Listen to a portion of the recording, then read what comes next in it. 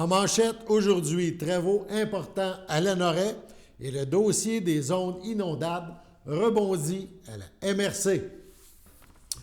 Bonjour à tous et bienvenue à votre bulletin d'information sur les ondes de CTRB, votre télévision locale et régionale, aujourd'hui, 19 janvier. On vous a présenté quelques sujets émanant de l'Assemblée du Conseil municipal à Lanoret. Ça s'est tenu, on vous a présenté ça hier, ça s'est tenu la séance mardi 17 janvier, c'est l'Assemblée régulière. Et il y a un autre sujet qu'on veut vous parler aussi qui provient de cette séance du Conseil. Il est question de travaux majeurs à Lanoret sur la rue Rondeau. On écoute un extrait à ce sujet. 5.6. Avis de motion, dépôt du projet de règlement 124-2023 décrétant un emprunt de 2 558 000 $ pour les travaux de réfection d'aqueduc et d'égouts sur la rue Rondeau. Le conseiller ou la conseillère donne avis de motion indiquant qu'un membre du conseil pourra proposer à la prochaine séance ou à toute autre séance subséquente du conseil un projet de règlement décrétant un emprunt de 2 558 000 $ pour les travaux de réfection d'aqueduc et d'égouts sur la rue José et dépose le projet de règlement 124-2023, lequel sera adopté à une séance subséquente. Avant de demander s'il y a une conseillère ou un conseiller qui donne avis de motion, juste vous dire que le tout, c'est on l'a bien dit, la rue Rondeau. Et là, je veux juste m'assurer que il y a eu, la municipalité a invité les gens de la rue Rondeau au mois de novembre, je pense, à appeler à la municipalité, même à s'y rendre directement à la municipalité. On avait sur place les plans et on avait les gens pour répondre aux questions. Il n'y a pas eu beaucoup de gens. Je pense qu'il y a eu une personne qui s'est déplacée pour venir voir les plans et poser des questions. Juste vous dire que c'est des travaux majeurs qui vont se faire sur la rue Rondeau en 2023. Des travaux majeurs. Alors, je veux que les gens soient... ça ne sera pas, comme on dit, ça ne sera pas jojo, là. Je pense qu'on va ouvrir la rue. Donc, on refait les égouts. On en profite pour regarder l'aqueduc. Aqueduc, égout pluvial. Égout pluvial. Donc, les trois en même temps, fait que la rue va être éventrée, là.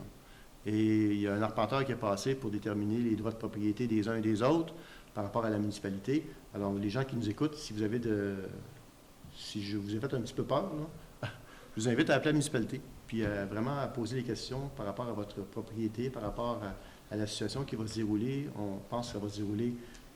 Donc, ça va se dérouler en 2023. Quand? On verra selon les soumissions. On verra comment va avancer le projet. Mais c'est un projet qui, ce passage obligé, on n'a pas le choix de procéder de cette façon-là. Mais bon, ça va être, comme on dit, un mauvais moment passé, mais en 2024, on n'en parlera plus. Vous allez avoir une rue, des égouts, aqueduc, tout va être fait à neuf. Voilà. Est-ce que j'ai une conseillère ou un conseiller qui donne avis de motion? Je donne avis de motion. Donc, Mme Lynne Clermont donne avis de motion. Hier s'est déroulée à la MRC de Dautrey la rencontre mensuelle des maires de la municipalité régionale de comté de Dautrey.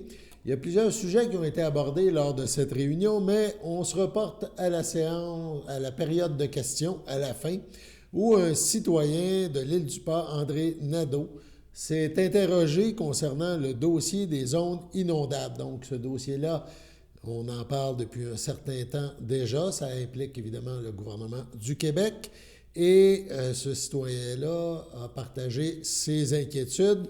On va entendre dans le premier extrait le citoyen Nadeau de l'île du Pas, mais aussi le préfet de la MRC, Christian Goulet, et le directeur général Bruno Tremblay. On écoute ce dossier.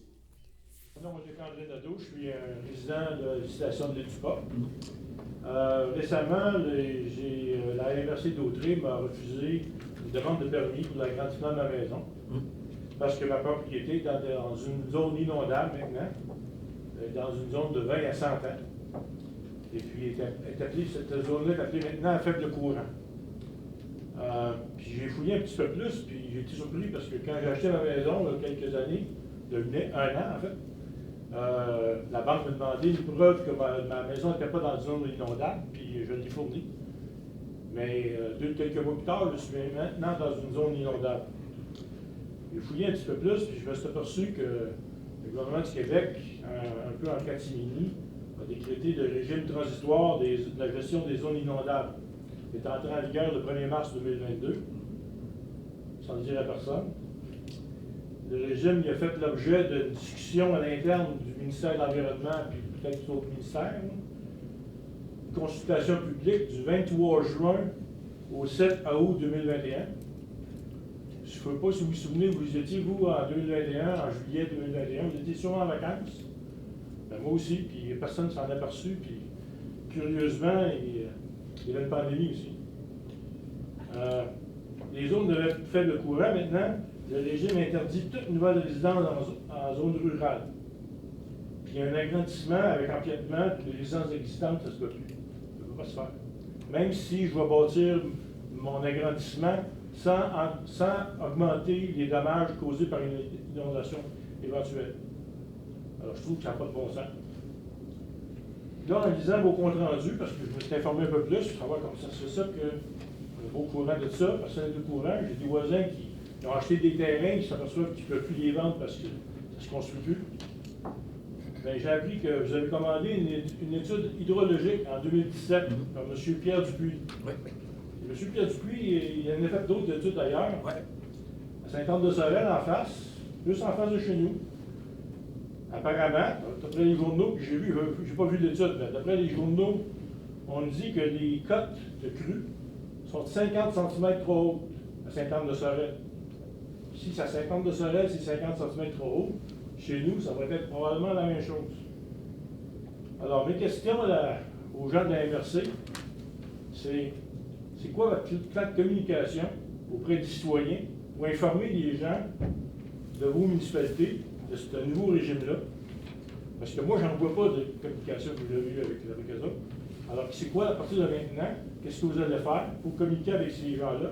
Parce que ces gens-là sont sous l'impression, moi aussi, que quand les gens de la MRC se sont battus en 2019 pour retirer des IS, des plans de territoire, etc., on a retiré ça des IS, tout le monde était content, on n'est plus dans la zone inondable. Le gouvernement en arrière a tout remis ça dans le moratoire. Le moratoire, en fond, qu'ils font. Alors, deuxième question, c'est quoi votre plan d'intervention? Parce que politiquement, il faut que vous soyez capable d'essayer de nous représenter pour s'opposer ou modifier. Là, je ne parle pas de juste un mot par-ci par-là, puis un petit paragraphe. Il faut un peu s'opposer parce que ça a des effets énormes sur les citoyens, sur vos citoyens. Puis je ne parle pas de vos municipalités aussi. Comment de terrains vont perdre de la valeur, comment de valeur foncière vous allez perdre dans chacune de vos municipalités. Puis la MRC va aussi perdre de la valeur foncière.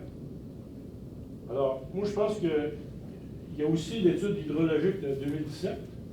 Est-ce qu'on peut l'avoir, cette étude-là? Est-ce qu'on peut la rendre publique? Est-ce qu'elle est disponible? Puis c'est quoi la grande conclusion? Est-ce que c'était vraiment 50 cm? C'est-tu 35? C'est-tu 40? Si c'est 50, je suis bien content. Je suis bien content. Mon terrain est correct maintenant. Il n'est plus dans la zone inondable. Mais comment je fais, moi, pour présenter cette étude-là, puis au gouvernement? Je pense que c'est dans un groupement de vous, ma municipalité, M. Goyette est avec nous, c'est sûr, mais comment à l'intérieur de la MRC, qu'il y a une voie beaucoup plus grande, qu'on peut faire et faire changer les choses, parce que ça n'a pas de du bon sens. Il y a plein de MRC qui ont émis des résolutions. J'en vois pas aucune de la MRC d'Audrey. Oh oui, on a émis plusieurs. Oh oui. J'en vois pas dans vos procès-verbaux. Je n'ai pas vu. Je n'ai pas vu, malheureusement. Mais est-ce qu'on peut. Dites-moi qu'est-ce que vous comptez faire à partir de maintenant pour régler le problème. Pour ce qui s'agit, vous pourrez réenchérir si vous voulez, mais pour ce qui s'agit du plan de communication, il faut comprendre que c'est pas la MRC. La MRC, là, les municipalités de la MRC se sont regroupées pour s'offrir un service d'inspection puis pour émettre des permis. Ils se sont regroupés. C'est pas du devoir de la MRC. Donc, c'est vraiment un devoir municipal, c'est aux municipalités à s'occuper de ces dossiers-là. Ça, c'est super important parce que des gens pensent que la MRC n'émet pas le permis, mais non. Le service d'inspection de la MRC est au service des municipalités et c'est un service que les municipalités se sont payées ensemble. Donc, ça ne relève pas directement d'ici. Donc, nous autres, c'est beaucoup de l'information, ça vient de la municipalité, comme je sais que M. Goyette vous en a sûrement donné énormément, parce que M. Goyette m'a aussi beaucoup informé, m'en a appris beaucoup dans ce dossier-là. Puis ce qui est important, c'est que c'est un dossier vraiment qui est municipal. Puis je pense que vous le savez, là, c'est des réglementations provinciales. Moi, ce que je vais vous répondre dans la MRC, la cohésion qu'on a ici, puis l'entraide qu'on a, la journée, parce qu'il faut faire les choses comme il faut. Puis on a fait des résolutions, puis je pense que même l'étude qui a été faite montrait que les codes du gouvernement n'avaient pas de bon sens. Puis on l'avait envoyé, hein? Moi, j'ai vu un rapport dans un de vos procès-verbal qui dit que les codes sont erronés. Exact, exactement. Donc, Mais Entre 30 et c'était erroné du bon sens. nous autres, c'est à peu près 40 cm surélevé, grosso modo. Mais on est d'accord que 40 cm, c'est énorme. C'est énorme. Ce que je peux vous dire, c'est que la journée que des municipalités vont faire des démarches vis-à-vis du gouvernement, je sais que M. Goyette, je pense que vous avez déjà une rencontre avec Mme Proulx, on va y aller dans l'ordre des choses parce qu'il faut combattre un petit peu ensemble vis-à-vis du gouvernement, mais c'est un méchant bateau à faire. Puis oui, ça a été fait hyper rapidement, il y a des endroits, ça n'a aucun bon sens. Mais je pense que la journée que M. Goyette va demander l'appui des municipalités ici, je pense qu'il faut être excessivement stratégique dans notre façon de faire les choses. La journée que M. Goyette va le demander, puis qu'il va demander une rencontre de la région, je peux vous assurer que la MRC va être là.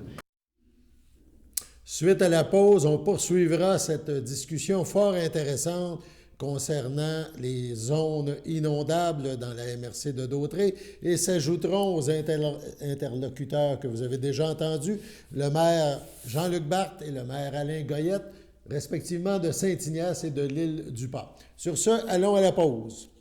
Chers téléspectateurs, vous êtes cordialement invités le samedi matin dès 9h30 à notre bingo télédiffusé de nos studios de Berthierville.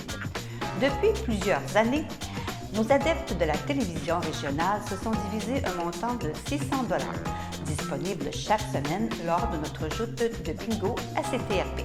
Un amical animateur et ses joyeux compères, dont un technicien et deux bénévoles, partagent tour à tour cette émission dans le but de vous agrémenter durant 60 minutes. Un moment de plaisir qui pourrait s'avérer payant pour vous. Vous pouvez donc vous procurer les cartes de jeu chez les dépositaires participants et j'ai nommé à Berthierville, le dépanneur Formule 1 et le garage Pétroté sur la rue Gilles Villeneuve, le marché IGA Extra sur la rue Gabrielle Brissette, le marché Métro sur la rue Notre-Dame et la pharmacie Proxime sur la rue Frontenac. À Saint-Ignace-de-Loyola, le dépanneur Esso sur la rue de la Traverse et le marché Aldo sur le rang Saint-Michel. C'est donc un rendez-vous hebdomadaire chaque samedi matin dès 9h30 sur les ondes de CTRB, votre télévision régionale et communautaire, maintenant en haute définition. On vous attend donc en grand nombre et toute l'équipe vous souhaite bonne chance.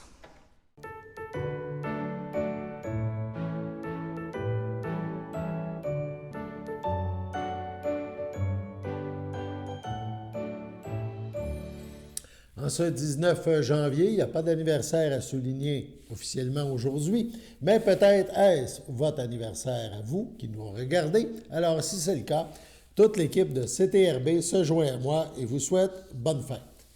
On poursuit maintenant le dossier qui a été discuté à la période de questions à la MRC de Dautrey. Donc, on a entendu un citoyen de l'Île-du-Pas, André Nadeau, le préfet, M. Goulet, le directeur général Bruno Tremblay, et on suivra dans ces deux autres extraits qui suivent, on entendra notamment les maires de Saint-Ignace-de-Loyola et de l'Île-du-Pas. On écoute. Le ministère est censé, mais ça fait déjà un certain temps qu'ils nous promettent ça, par section du fleuve, disons, là, comme ça, d'avoir des normes adaptées. C'est comme ça qu'ils nous ont présenté ça à l'époque, suite aux inondations. Et puis ça, ce travail-là, nous, on n'en a pas, on n'en voit pas laisser. Ça ne semble pas bouger rapidement au niveau des cotes, parce que le problème central, il est là. Il y a des zones inondables, on le sait, mais le problème, c'est qu'elles sont beaucoup trop vastes, justement, parce qu'on a très peu de pente. Ici, 50 cm dans le Grand Canyon, personne ne s'en est Comme chez vous. Ici, ça a des effets. On a adopté des résolutions. À l'époque, quand il y a eu les consultations publiques, ici, l'équipe a fait un travail là-dessus. Puis il y a eu un avis qui a été produit par la MRC de Dautrey qui concernait davantage le secteur là, de plaine de débordement du lac Saint-Pierre. Parce qu'on a des zones inondables ailleurs, mais qui ne sont pas touchées de la même façon. Donc ça, et il y a eu des représentations qui ont été faites de la part d'élus. J'ai participé personnellement à des rencontres avec un sous-ministre. Donc, ils sont tout à fait au fait de ça. Maintenant, bon, on pourra, peut-être les élus pourront parler de stratégie. Ils sont tout à fait au fait. Nous, on tient les municipalités au courant le plus possible des informations qu'on détient là, concernant ce qui se produit. Puis, mais vous avez raison, un des problèmes, c'est qu'ils changent de cadre normatif à tous les 6, 7, 8 mois. Et ça cause des problèmes majeurs. Justement, vous, bon, vous étiez propriétaire d'une maison, je ne sais pas si vous l'aviez avant, donc vous l'avez acheté, mais imaginez des gens qui achètent des terrains et puis que 3 semaines après, ils se font annoncer qu'ils ne peuvent plus construire. Pour le moment où ils l'ont acheté, ils pouvaient, là. Exactement. Mais je pense que, est-ce que vraiment les municipalités là, étaient toutes au courant? Je ne sais pas. Okay? Je n'ai pas de preuve que en fait, le goût était individuellement, est-ce qu'il était au courant? Est-ce qu'il y avait une façon pour la MRC de transmettre cette information-là? Parce que, tu sais, ça semble bien nouveau pour bien du monde. Là. Ça fait 4-5 voisins là, que, j'avais un projet d'agrandissement dans 4 ans, c'est tombé à l'eau. J'ai un autre qui m'a appelé cette semaine, il me dit j'avais un terrain, moi, puis j'ai pas pu le vendre. Il a fallu que je rende l'argent parce que je l'avais vendu, puis la compte, j'ai été obligé de le rembourser parce que la dame m'a appelé chez vous, puis elle ne peut plus construire. Donc, alors, c'est une surprise pour bien du monde. Je suis surpris que bien du monde soit surpris, parce que c'est pas normal que. Dans le temps de la ZIS, là, il y avait plein de monde qui était mobilisé, et je n'étais pas dans la région à ce moment-là, mais. J'étais dans la région de Montréal, là, puis le port Pierrefonds, il était dans l'Asis. C'est ridicule que ça. Le port Pierrefonds complet avec le poste de police, l'hôtel de ville, etc. Fait que tout le monde s'est mobilisé, puis tout le monde a fait des représentations, puis c'est la même chose d'Elle du Bas, j'avais la famille qui était là, puis ils sont toutes faites, puis ma maison qui était dans l'Asis a été dézonée ou retirée de l'Asis, puis c'est ça, c'est avec ce document-là que j'étais allé à la banque prendre mon hypothèque. Mais là, est-ce que je serais capable d'avoir une hypothèque sur cette maison-là aujourd'hui? Pas certain. Alors. Mais ça, vous savez, en même temps, là, c'est un règlement transitoire. Fait qu'on a peut-être encore des. Normalement, il n'est pas censé demeurer, ce règlement. C'est ça, il n'est pas censé demeurer. Mais ce qui est important aussi, c'est quand un permis n'est pas émis, je pense que vous le comprenez, ça n'a rien à voir avec la municipalité ou ça n'a rien à voir avec.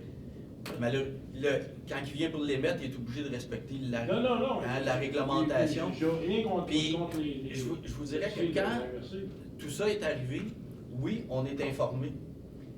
Mais de là à dire que comme élu, on est informé, ta cote à toi est là. Là, ça peut être là. Vous savez, souvent, dans n'importe quelle zone, quand un propriétaire achète un terrain, puis là, Bruno, M. Tremblay l'a dit, ça a changé en combien de temps? Une date, puis ça nous est tombé dans... Comme élu, on ne peut pas commencer, c'est impossible d'informer quelqu'un, puis de savoir que, oups, ce terrain-là est à vendre, puis le monsieur va l'acheter, puis hop, là, il pouvait construire, puis il ne pouvait pas construire. C'est pour ça que... Je comprends c'est d'aller chercher l'information.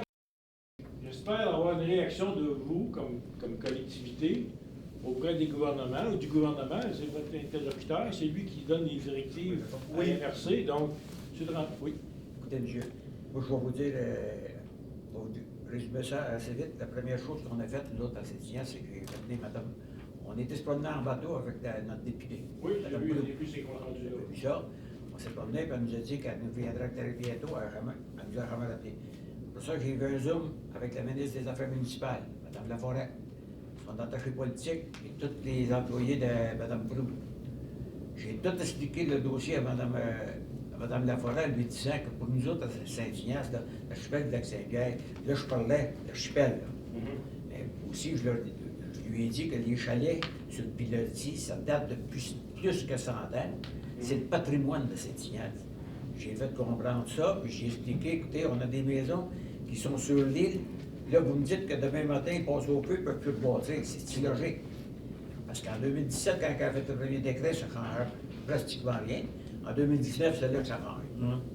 Puis là, ils ont fait la... Puis elle nous a dit, Mme Laforêt nous a dit, écoutez, j'ai pris bonne connaissance, on va essayer de mettre ça dans notre règlement transitoire. Qu'est-ce qu'ils ont fait? Ils n'ont rien mis. Ils n'ont rien mis, ils ont fait ce qu'ils voulaient faire eux autres. Ce que je trouve drôle, c'est que le premier décret qui a sorti, au Lac-Saint-Jean, il y avait des places à inondation. Que le gouvernement a sorti. Que le gouvernement, excusez-moi. Oui, c'est. Fait que c'est tout ça. Puis on continue. C'est comme là, j'avais communiqué avec M. Péloquin de Sainte-Anne, à 20 veilles, parce que j'ai su qu'il était pour faire une étude pour faire reconnaître ça paysage patrimonial. Fait que là, je lui ai demandé, j'ai dit, écoutez, M. Péloquin, là, vous marcherez tout seul.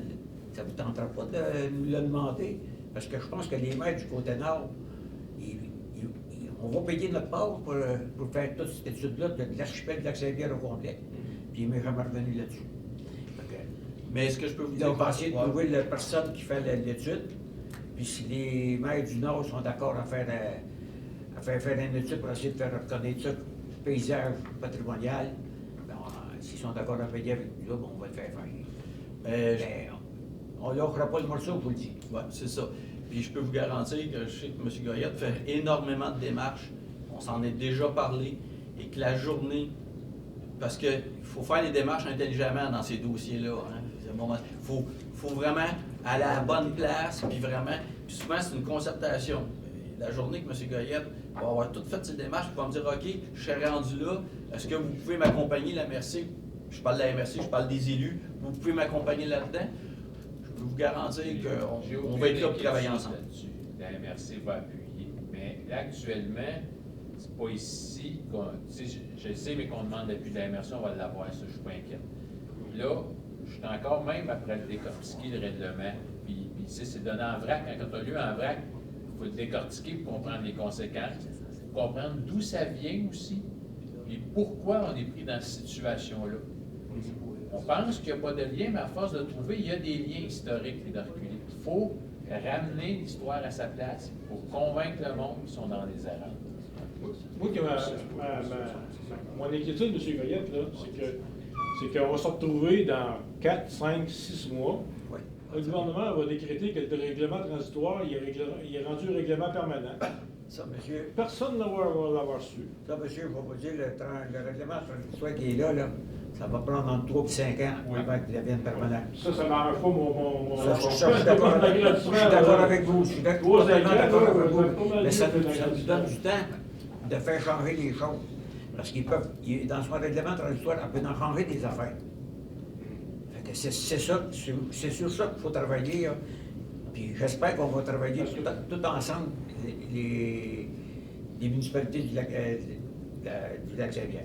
Mais jouer de franchise, là, c'est un gros bateau. Assez gros. On va tous travailler ensemble, puis je pense que M. Goyette a la bonne vibe pour aller à la bonne place. Là.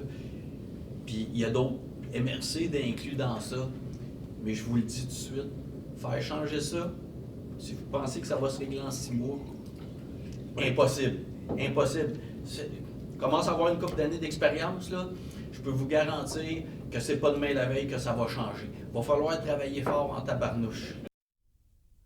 C'est pas demain la veille que ça va changer, a dit le préfet. En tout cas, un dossier à suivre. Allons à la pause.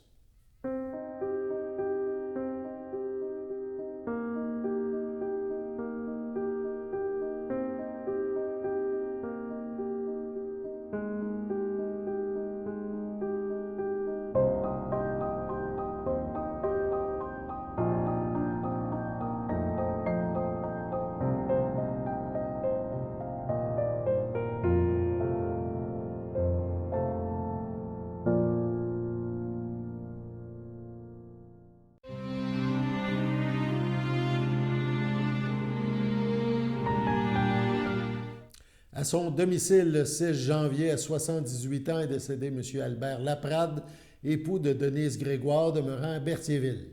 Il laisse dans le deuil, outre son épouse, ses sœurs Françoise et Pierrette Laprade, ses beaux-frères et belles-sœurs Bernard Junior Grégoire, France Bisson, Jean Grégoire, Nicole Coulombe, Pauline Grégoire, Françoise Grégoire, Feu-Robert Bouchard, Pierre Grégoire, Virginia Descrambras, Simone Grégoire, Gaétan Robillard, Sania Sylvie Laprade, Daniel Champagne, ainsi que plusieurs autres neveux, nièces, parents et amis. La famille vous accueillera samedi 21 janvier 9h au complexe funéraire Thériault, rue Notre-Dame à Berthierville. Suivront les funérailles ce même jour dès 11h en l'église de Berthier.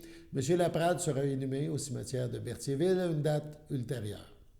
Au CHDL de Saint-Charles-Borromée, le 6 janvier, à 95 ans, est décédée Mme Fernande Moreau, épouse de feu Ferdinand Thibault et conjointe de Claude Desrosiers, demeurant à Lanoraie, autrefois de Saint-Ignace de Loyola. Lui a précédé son fils Gaston, ses frères Fernand, Guy et Paul-Émile Moreau. Elle laisse dans le deuil sa fille Marie-Céline Thibault, Claude Désy, sa sœur, son beau-frère et sa belle-sœur, Diane Moreau-Massé, Mario Calaméo, Solange Brissette, feu Joseph Moreau, ainsi que plusieurs neveux, nièces, autres parents et amis. La famille vous accueillera samedi 21 janvier, 13h, au complexe funéraire Thériault, rue Notre-Dame, à Berthierville. Suivra une liturgie à la chapelle du complexe. Le même jour, dès 15h, Mme Moreau sera inhumée au cimetière de Saint-Ignace à une date ultérieure. Au CHDL de Saint-Charles-Borromée, le 9 janvier, à 91 ans, est décédée Mme Georgette Hainaut, épouse de feu Joseph Arnois, demeurant Joliette, autrefois de Berthierville. Elle laisse dans le deuil ses enfants René Arnois, Pierre Dréville, France Arnois, Alain Lavallée, Marcel Arnois, Caroline Paquet, ses petits-enfants et arrière-petits-enfants, son frère Marcel Hainaut, Denise Lestage, ainsi que plusieurs neveux, nièces, autres parents et amis. La famille vous accueillera dimanche 22 janvier à la chapelle du complexe Thériault. Dès 13h, rue Notre-Dame, donc à Berthierville, suivra une liturgie en cette même chapelle le même jour à 14h. Mme Arnois sera inhumée au cimetière de Berthierville à une date ultérieure. À la Villa Berthier, le 14 janvier, à 93 ans, est décédé M. Florian Rondeau, époux de feu Lisette Baribeau, demeurant à Berthierville. Il laisse dans le deuil ses enfants, Régent Rondeau, Lyubov Borokova, Francine Rondeau, André Allard, Patricia Rondeau, Jonathan Fortin, ses petits-enfants, ainsi que plusieurs neveux, nièces, autres parents et amis. La famille vous accueillera samedi 28 janvier dès 11h au complexe funéraire Thériault à Berthierville. Suivra une liturgie à la chapelle du complexe. Le même jour, à 14h30, M. Rondeau sera inhumé au cimetière de Berthierville à une date ultérieure. Sur ce, passons à la météo.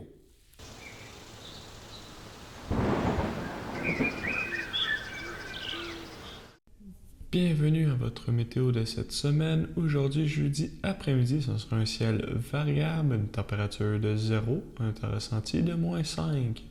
Jeudi soir, c'est nuageux avec quelques flocons, une température de -4, un temps ressenti de -10, moins de 1 cm de neige. Jeudi nuit, ce sera de la neige, une température de -4, un temps ressenti de -11, environ 2 à 4 cm de neige. Vendredi matin, ce sera de la neige, une température de -4, un temps ressenti de -11, environ 1 à 3 cm de neige. Vendredi après-midi, ce sera nuageux avec quelques flocons, une température de -3, un temps ressenti de -10, moins de 1 cm de neige. Vendredi soir, ce sera un ciel variable, une température de -5, un temps ressenti de -12. Et voilà, c'était tout pour votre météo. Nous vous avons présenté le bulletin d'information en ce 19 janvier. Alain Ballumeur au pupitre, au nom de toute l'équipe de CTRB, on vous invite à être des nôtres demain pour la prochaine édition du bulletin d'information locale et régionale. D'ici là, bonne fin de journée sur nos ondes et à demain.